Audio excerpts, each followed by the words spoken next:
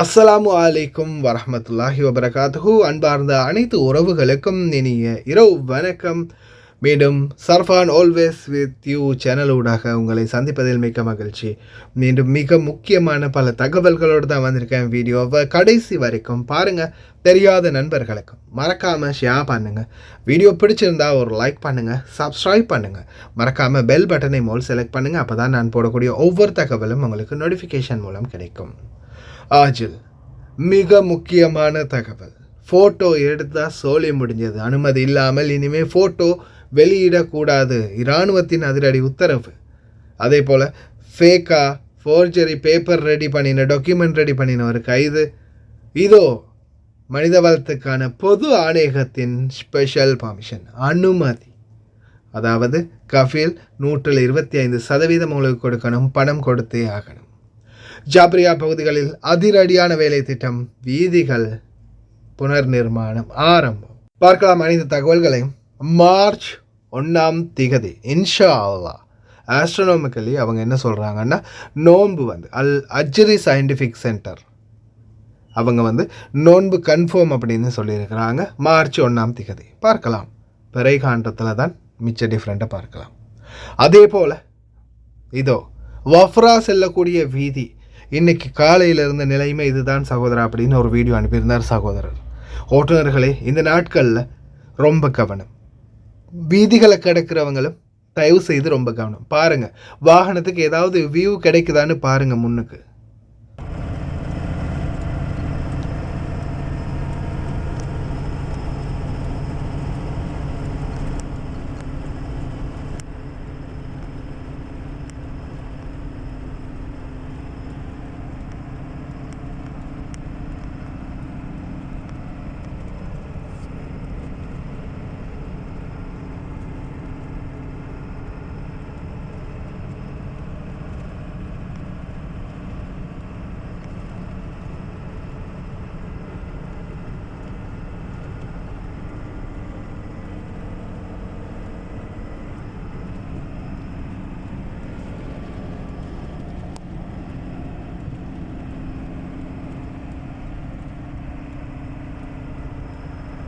ஆஜ் emergency மிக முக்கியமான தகவல். Chief of staff, deputy chief of staff, the army, national guard உடனடியாக ஒரு தகவல் அறிக்கையை வெளியிட்டிருக்கிறாரு. எந்த ஒரு இராணுவ அதிகாரிகளும் தன்னுடைய கடமை யூனிஃபார்மோட உடையோடு ஒருபோதுமே இனி சமூக வலைத்தளங்களில் லைவ் போடுறதோ, ஃபோட்டோ போடுறதோ, வீடியோ போடுறதோ அனுமதி இல்லாமல் பண்ணக்கூடாது. நீங்கள் உங்களுடைய பர்சனல், நீங்கள் சும்மா சாதாரணமாக ஒரு யூனிஃபார்ம் இல்லாமல் நீங்கள் டிஷர்ட்டோ இது போட்டுக்கிட்டோ வேறு ஜீன்ஸை போட்டுட்டோ நீங்கள் என்ன வேணுனாலும் பண்ணுங்கள். ஆனால் இராணுவ யூனிஃபார்மோட, இதுக்கு முன்னாடி போலீஸும் அதே உத்தரவிட்டிருந்தாங்க. இப்போ இராணுவம் யாருமே எந்த ஒருத்தரும் யூனிஃபார்மோட தன்னுடைய சமூக வலைத்தளங்களில் வீடியோவோ போஸ்ட்டோ டிக்டாக்கோ எதுவும் இன்ஸ்டாகிராமோ ஃபோட்டோவோ போடக்கூடாது அப்படின்னு உத்தரவிட்டிருக்கிறாங்க. அதே மாதிரி நீங்களும் யாரோடையாவது செல்ஃபி எடுத்து ஃபோட்டோஸ்கள் பப்ளிஷ் பண்ணாதீங்க அதிகாரிகளோட, அவங்களோட யூனிஃபார்மோட.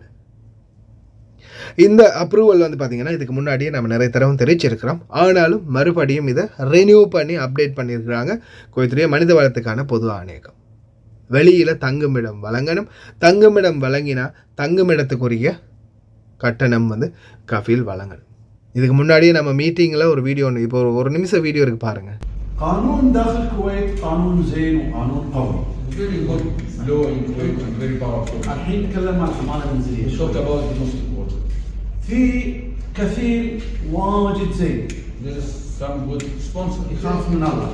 He fear of God. ويحترم القانون. And he respect the law. هو يعطيك إجازة. Will give you vacation. يعطيك ماي. يعطيك أكل. يعطيك water, food, معاش. everything. كلام زين. في بعض كفيل معاش مال انت تاخير. Some sponsor cannot pay even your salary. ما يعطيك مكافاه نهايه خدمه. And will not give indemnity. هني لازم تقدم شكوى. Here you have to complain. اي حق من حقوقك ينتهك. Any violation for your rights. لازم تقدم شكوى. You have to file a complaint. தொழிலாளருக்கான உணவு, தொழிலாளருக்கான மருத்துவம், சம்பளம், நேரத்துக்கு. அதே மாதிரி தங்குமிடம் பார்த்திங்கன்னா 2 to 4 மீட்டருக்கு குறைவில்லாமல் இருக்கணும்னு தெரிவிச்சிருக்காங்க. அதே மாதிரி 40 பேருக்கும் மேலே பெரிய அறைகளில் இருக்கவே கூடாது. அதாவது ஒரு ஒரு ஒரு செக்கா ஒரு அப்பார்ட்மெண்ட் மாதிரி பெரிய சைஸ் இருக்கு இல்லையா, அதில் ஒரு ஃப்ளோரில் இந்த ரூமில் நிறைய பேர் அடைச்சி வச்சிருக்கிறது, காதிமில் இல்லை ஷூனில் நிறைய பேர் அடைச்சி வச்சுருந்தா அதுவும் சட்டப்படி குற்றம் தான். அதே போல் தான் காதிம் வீசாவில் பார்த்தீங்கன்னா நீங்கள் இப்போ வெளியில் தங்குறதுக்கு அனுமதி இருக்குது. ஏன் நீங்கள் இந்த அறையில் தங்கியிருக்கீங்க அப்படின்னு கேட்டால், நான் பேச்சுலர் தான், ஆமாம் நான் வந்து ஹவுஸ் டிரைவராக இருக்கிறேன், நான் ஒரு ஹவுஸ் மெய்டாக இருக்கிறேன், என்னுடைய கஃபீல் வீட்டில் இடம் இல்லை, அதால் நான் இங்கே தங்கியிருக்கிறேன் அப்படின்னு உங்களுக்கு சொல்லி நீங்கள் வெளியில் வேலை செய்கிறதுக்கு, வெளியில் அந்த தங்கி இருக்கிறது, வெளியில் வேலை செய்கிறது இல்லை, வெளியில் தங்கி இருக்கிறதுக்கு அனுமதி இருக்குது. ஆனால் அதுவும் பார்த்தீங்கன்னா சரௌண்டிங்கில் இருக்கணும். இப்போ நீங்கள் வந்து கஃபீலோடைய வீடு எங்கே இருக்குதுன்னு கேட்டால் இந்த 10 நிமிஷம் தான் அப்படின்னு சொல்கிற தூரத்தில் தான் இருக்கணும். இல்லை ஒரு அவர் முக்காவர்ன்றலாம் சொல்ல முடியாது. ஏன்னா அந்த அளவு தூரத்துக்கு வந்து பணிப்பெண்ணு ஓட்டுநரோ வைக்க மாட்டாங்க அப்படின்றது அவங்களுக்கே தெரியும். ரொம்ப தூரமெல்லாம் இருந்து பொய் சொல்ல முடியாது, ஞாபகம் வச்சுக்கோங்க. அதே போல் வெளியில் சாதாரணமாக இப்போ 120 தினார் சம்பளம் எடுக்கிறீங்கன்னா உங்களுக்கு அரைக்குறியான அவங்க செட்டில்மெண்ட் வந்து 30 தினார் கொடுக்கணும். 125%. உங்களுடைய சம்பளத்தில் 125% உங்களுக்கு வந்து அவங்க 25% சாதாரணமாக 120 தினார் சம்பளம் பார்த்தாலும் 30 தினார் உங்களுக்கு கொடுக்கணும். அதாவது 120 தினார் சம்பளமும் 30 தினார் எக்ஸ்ட்ராவும் கொடுக்கணும் உங்களுக்கு வந்து சம்பளத்தோடு சேர்த்து. ரூமுக்கு வெளியில் தங்குறதா இருந்தால், ரூமுக்குரிய வசதி இல்லாமல் இருந்தால். அதே மாதிரி இப்போ அந்த ஜெனரேட்டர் ரூமில் போட்டிருப்பாங்க, ஹீட்டர் ரூமில் போட்டிருக்காங்க, கிச்சனில் தூங்க வச்சுருக்கிறாங்க, ப்ரைவைஸ் எதுவும் இல்லை அப்படின்னு சொல்லக்கூடிய தொழிலாளர்கள்லாம் நேரடியாகவே மனித வளத்துக்கான பொது ஆணையத்தில் கம்ப்ளைண்ட் பண்ணலாம். ஆனால் இதில் நிறைய பேர் பார்த்தீங்கன்னா பணிப்பெண்களை பொறுத்தவரையில் சில பணிப்பெண்களுக்கு கிச்சன்லேயே தூங்குறதுக்கு மாதிரி பெட்டை போட்டு தூங்குங்க அப்படின்னு கொடுத்துருப்பாங்க. அல்லது அந்த மேலே மெஷின் ரூம், அதாவது என்னென்னு சொல்கிறேன்னா ஹீட்டர் இருக்கிற மெஷின் இருக்குது தானே, ஹீட்டர் இருக்கக்கூடிய மெஷின் ரூமில் அப்படி தூங்குறதுக்கு இது வச்சுருப்பாங்க. அந்த மாதிரியெல்லாம் தூங்க முடியாது. அப்படியெல்லாம் ஆபத்தான இடங்களில் தூங்கவே கூடாது. ஓட்டுநர்களுக்கும் சரிதான். ரூம் வசதி சரியாக இல்லைன்னா மனித வளத்துக்கான பொது ஆணையத்தில் கம்ப்ளைண்ட் பண்ணலாம். ஆனால் நீங்கள் வந்து இப்போ சாதாரணமாக காதிம் வீசாவில் இருக்கிறவங்க ஷூன்லேன்னா நீங்கள் டைரெக்டாக போய் கம்ப்ளைண்ட் பண்ணலாம்.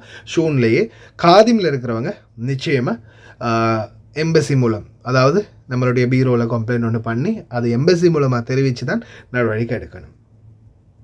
அதாவது தங்குமிட பிரச்சனைகள் இருந்துச்சுன்னா நிச்சயமாக நீங்கள் ஒன்று அவங்களுக்கு தங்குமிடம் தரணும், இல்லைன்னா இடம் எடுத்து தரணும். அப்படி இல்லைன்னா வீடையே மாற்றிக்கொள்ளலாம். அதே மாதிரி சாப்பாடும் வந்து பழைய சாப்பாடு, ஃப்ரிட்ஜில் உள்ளது, புழுத்த சாப்பாடு, அந்த மாதிரி சாப்பாடுகள் ரொம்ப அதிகமாக பழசான சாப்பாடுகள்லாம் கொடுக்கக்கூடாது. ஒழுங்கான சத்தான சாப்பாடு கொடுக்கணும் அப்படின்றது தான் மனித வளத்துக்கான பொது ஆணையம் சொல்லுது.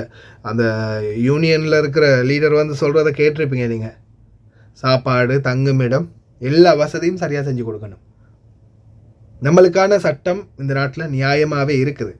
ஆனால் அதை யாருமே இங்கே ஃபாலோ பண்ணுறது இல்லை. சிலர் வந்து அதை ஃபாலோ பண்ணாதவங்களுக்கு நம்மளுடைய அதிகாரிகளும் தான் சேர்ந்து அதை ஃபாலோ பண்ண வைக்கணும்.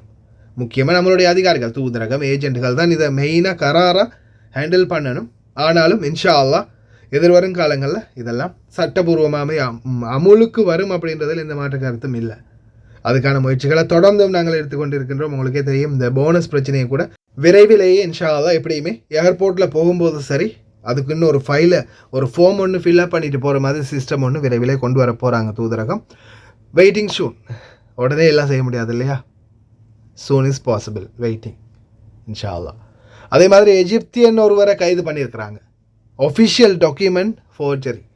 அதே மாதிரி பணத்துக்கு ஈடாக சில முக்கியமான அரச சான்றிதழ்களை கூட போலியாக தயாரித்து கொடுத்துருக்காரு, சீலெல்லாம் வச்சு. யார் சிக்க போகிறாங்கன்னு தெரியலை. யார் என்னுடைய இந்த டாக்குமெண்ட், அந்த டாக்குமெண்ட், என்னுடைய சர்டிஃபிகேட், படித்த சான்றிதழ் அப்படின்னு போலியான சான்றிதழ்கள் இவர்கிட்ட எடுத்து கொடுத்துருக்காங்கன்னு தெரியலை. கொடுத்த அத்தனை பேரும் சிக்க போகிறாங்க. சுற்றி வளைத்து பிடிச்சிருக்கிறாங்க அந்த நபரை.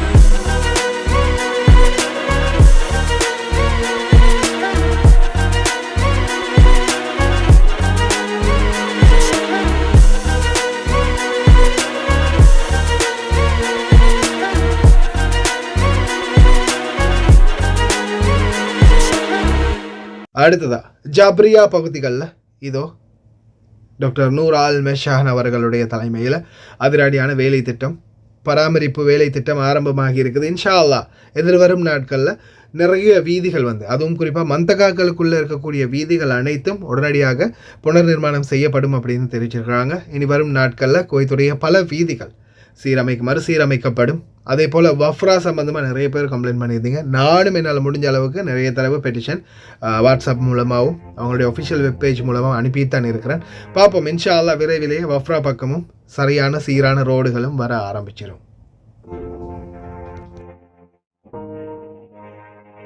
بناء على تعليمات وزيرة الأشغال العامة الدكتورة نورة محمد المشعان، اليوم احنا متواجدين في الموقع منطقة الجابرية قطاع 10 للوقوف على آخر مستجدات الأعمال في العقود الجديدة للصيانة الجذرية لأعمال الطرق، والأعمال عبارة عن قش طبقة تايب 3 تايب 2 ورش مادة التاك كوت وإعادة فرش طبقة تايب 2 5 سم مع عمل معالجات اللازمة.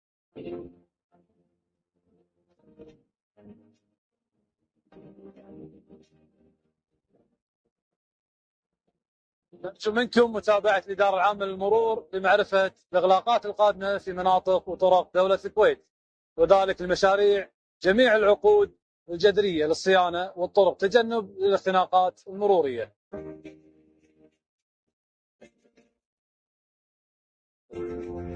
نرجو من أهالي المنطقة أن يطولون بالهم علينا ويتعاونون معنا لإنجاز الأعمال على أكمل وجه وفي وقتها المحدد.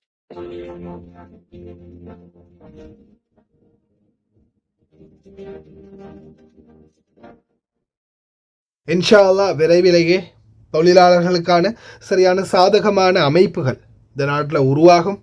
அதே மாதிரி எத்தனை எதிர்ப்புகள் வந்தாலும், எத்தனை பிரச்சனைகள் வந்தாலும், இருக்கும் வரைக்கும் இந்த நாட்டில் நாங்கள் இருக்கும் வரைக்கும் எங்களுக்கான ரிஸ்க் இந்த நாட்டில் எவ்வளோ காலத்துக்கு இருக்குன்னு தெரியலை. இன்ஷா அல்லாஹ் ஹயாத்தோட உயிரோடு இருக்கும் வரைக்கும், இந்த நாட்டில் இருக்கும் வரைக்கும் தொழிலாளர்களுக்கான முயற்சிகளை இங்கிருந்தும் எடுப்போம். நாட்டுக்கு போன பிறகும் மக்களுடைய ஆதரவு இருந்தால் மக்களுக்காக நாட்டிலையும் அரசாங்கத்தோடு இணைந்து சரி, அரசாங்கத்தை எதிர்த்து சரி, அரசாங்க அதிகாரிகளோட எதிர்த்து சரி, ஏஜென்ட்டுகளை எதிர்த்து சரி, நிச்சயமாக நாட்டிலையும் போராட்டம் பண்ணுற அளவில் நாங்கள் இன்ஷா அல்லாஹ் இனி வருங்காலம் தயாராகத்தான் இருக்கிறோம். வெளிநாடு வாழ் தொழிலாளர்களுக்கான சரியான பாதை ஒன்றை உருவாக்கி கொடுக்கணும் அப்படின்றது தான் எங்களுடைய முக்கியமான ஒரு நோக்கம். சும்மா வந்தோம், வீடியோ போட்டோம், லைக் சப்ஸ்கிரைப் மட்டும்தான்ன்றது இல்லை. அதையும் தாண்டி நாங்கள் எங்களால் ஏன்ற முயற்சிகள் எல்லாத்தையுமே இன்ஷா அல்லாஹ் செஞ்சுக்கிட்டு தான் இருக்கும், இன்னமும் செய்வோம். இன்ஷா அல்லாஹ் முடிந்த வரைக்கும் சப்போர்ட் பண்ணுங்கள். பார்க்கலாம், எதிர்வரும் நாட்களில் தூதரகம் புதிய தூதுவர் வந்ததும் இன்னும் சில மாற்றங்களை கொண்டு வரலாம். கடைசி வரைக்கும் பார்த்த எல்லாருக்குமே ரொம்ப நன்றி. தெரியாத நண்பர்களுக்கும் மறக்காமல் ஷேர் பண்ணுங்கள். வீடியோ பிடிச்சிருந்தா ஒரு லைக் பண்ணுங்கள், சப்ஸ்கிரைப் பண்ணுங்கள். மறக்காமல் எவ்வளோ நண்பர்கள் தெரியாதவங்க இருப்பாங்க, அவங்களுக்கும் ஷேர் பண்ணுங்கள். எல்லாருக்கும் குட் நைட்.